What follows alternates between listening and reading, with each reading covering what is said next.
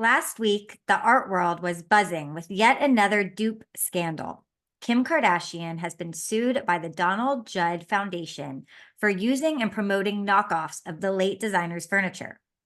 We will dive into the details of this case on today's episode of The Briefing.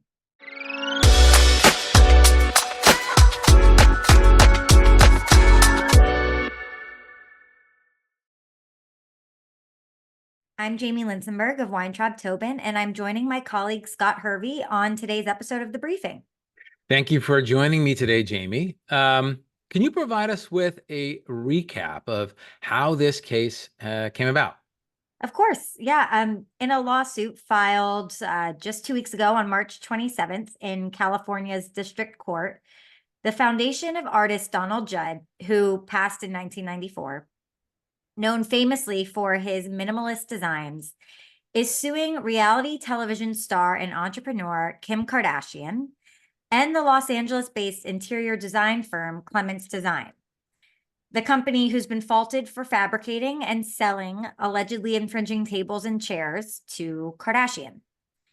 The lawsuit asserts that the firm sold Kardashian fakes of Judd's tables and chairs for the offices of Skin by Kim, which is Kardashian's skincare company, and accuses Kardashian of false endorsement and Clements Design of trademark and copyright infringement, false advertising, and unfair competition. So this dispute stems originally from a video Kardashian posted on her personal YouTube account, where she gave a tour to her followers of the Los Angeles office of her skincare brand, Skin by Kim. It's just a typical, like house tour, office tour type video that influencers do. In this video, while showing a large communal kitchen and dining room, Kardashian said, quote, "If you guys are furniture people, I've really gotten into furniture lately. These Donald Judd tables are really amazing and they totally blend in with the seats."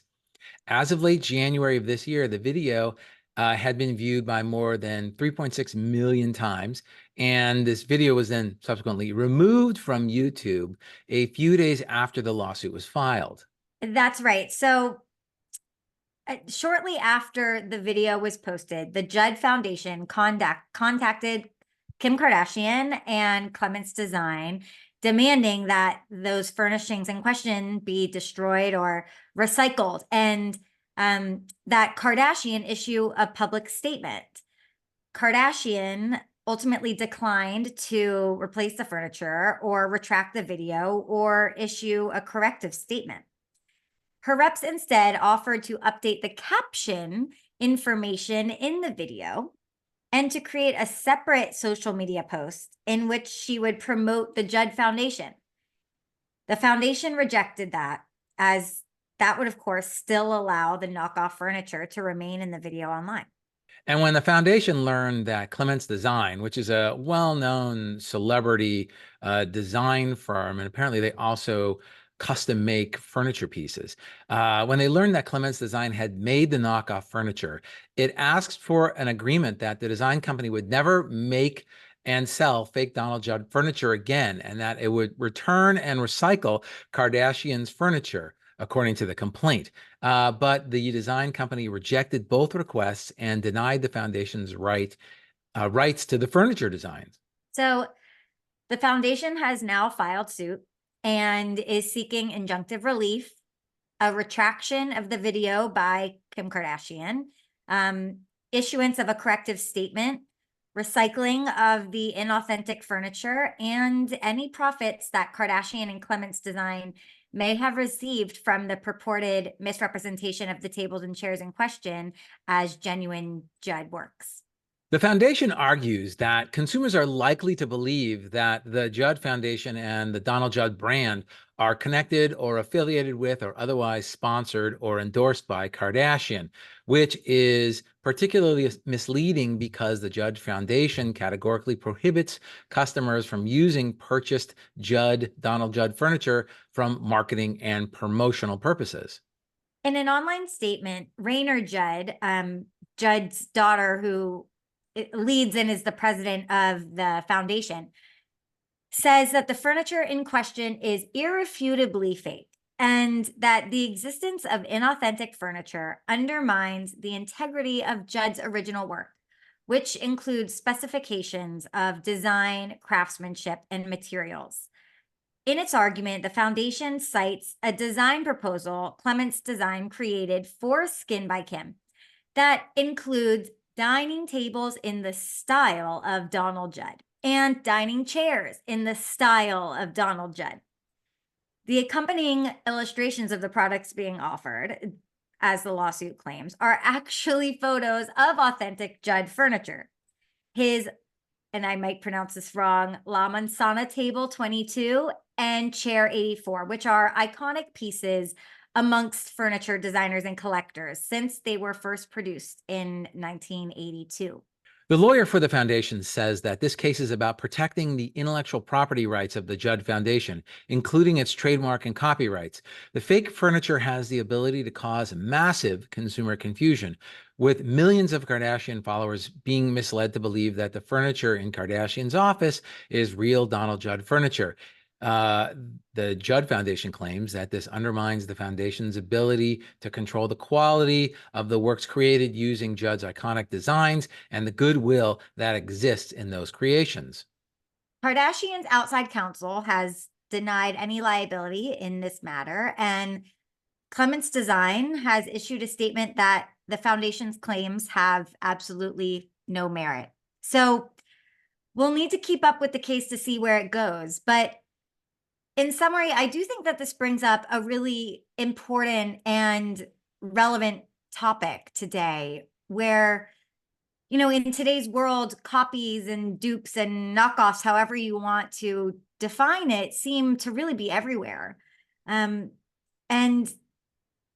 these influencers and celebrities with massive audiences need to take responsibility for their actions. And it's a lesson to truly do your due diligence before maybe touting around the name of an artist or brand when you're not 100% sure that it's the real thing. And I do see this happen all the time.